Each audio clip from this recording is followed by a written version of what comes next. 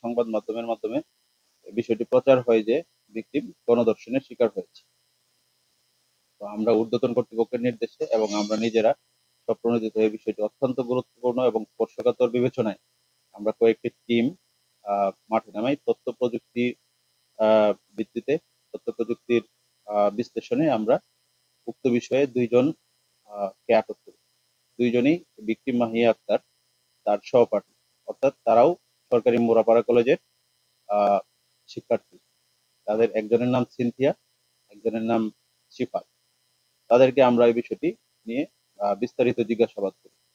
জিজ্ঞাসাবাদ করে জানতে পারি শিফাত নামের যে তার সহপাঠী, তার সাথে গত কয়েকদিন যাবৎ ভিকটিম মাহিয়া আক্তার একটি বিষয় নিয়ে আলাপ আলোচনা করছিল।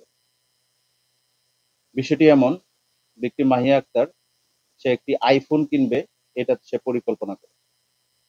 এই আইফোন কেনার জন্য সে তার যে সহপাঠী সিফাত তাকে বলে যে তুমি হলো আমাকে একটু সহযোগিতা করবা। আমি এরকম একটি পরিকল্পনা করছি। পরিকল্পনাটা এমন যে আমি অপহরণের শিকার হয়েছি। তুমি হলো আমার মা বাবাকে ফোন করে বলবা, আমার ফোন থেকে ফোন করে বলবা যে 1 লাখ টাকা দিতে হবে, নাহলে মেয়েকে সম্মানহানি করে তোমার মেয়েকে আহ, তোমার মেয়েকে ছেড়ে দিবে, এবং তোমার মেয়ের লাশ আহ, এমন ভাবে ইয়া করবো যে এটা কেউ তাকাইয়া দেখতে পারবে না, এরকম অবস্থায় তুমি একটা হুমকি দিবে। তো তাই এরই পরিকল্পনা, এবং এই পরিকল্পনাটি যে অন্য সহপাঠী সিনথিয়া সেও বিষয়টা জানতো। সে তার তিনজনের পরিকল্পনায় ওই ভিকটিম মাহিয়া আক্তার ঘটনার দিন 22 তারিখ সে 12টা 36 মিনিটে বাসা থেকে বের হয় বলে আমরা জানতে পারি। বাসা থেকে বের হওয়ার 6-7 মিনিট পর থেকেই তার মার ফোনে প্রথমে ভিকটিম মাহিয়া আক্তার নিজেই ফোন করে বলে যে আমি অপহরণের শিকার হয়েছি, 1 লাখ টাকা যাচ্ছে, নাহলে আমাকে মারপিট করছে।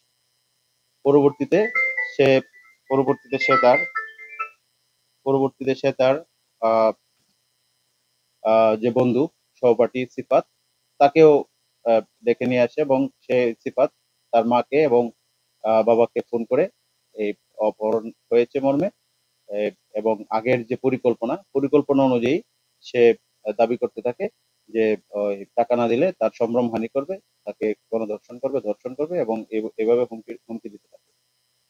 তো ভিকটিম মাহিয়া আক্তার এবং সিনথিয়া তারা সারাদিন বিভিন্ন জায়গায় ঘোরাফেরা করে রাতের বেলায় সিনথিয়ার বাসায় ভিকটিম মাহিয়া আক্তার অবস্থান করে।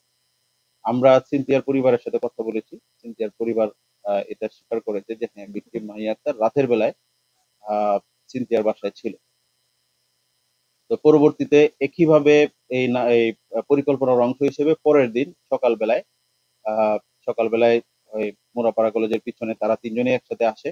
এসে ওই সিফাতের মাধ্যমে একটি আহ তুস্কা একটা সিরাপ, আপনারা জানেন, এই তুস্কা সিরাপ কিনে নিয়ে আসে। এনে সে অর্ধেকটা পান করে সে বলে ওই আবার সিফাতকে দিয়ে ফোন করায় তার মাকে। ফোন করায় বলে যে তোর মেয়েকে এই জায়গায় ফালাইতে গেছি, টাকা তো দিলি না, তোর মেয়েকে এই জায়গায় রেখে গেছি। এটা করে সে এখান থেকে চলে যায়। পরবর্তীতে সে এই পরিকল্পনার অংশ হিসেবে সে ওই জায়গায় পড়ে থাকে। পরে থেকে সে হলো আহ, এই যখন মা জানতে পারে যে তার মেয়েকে কলেজের পিছনে এভাবে ফেলে রেখে গেছে, তখন তার মা আবার এখানে আসে এবং স্থানীয় লোকজন উদ্ধার করে তাকে হাসপাতালে নিয়ে যায়।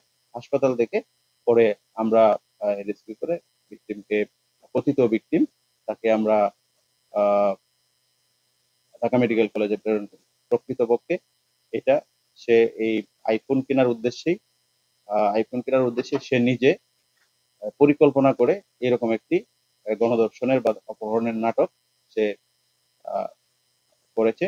এটাই আমাদের আহ, প্রকৃত তদন্তে উঠে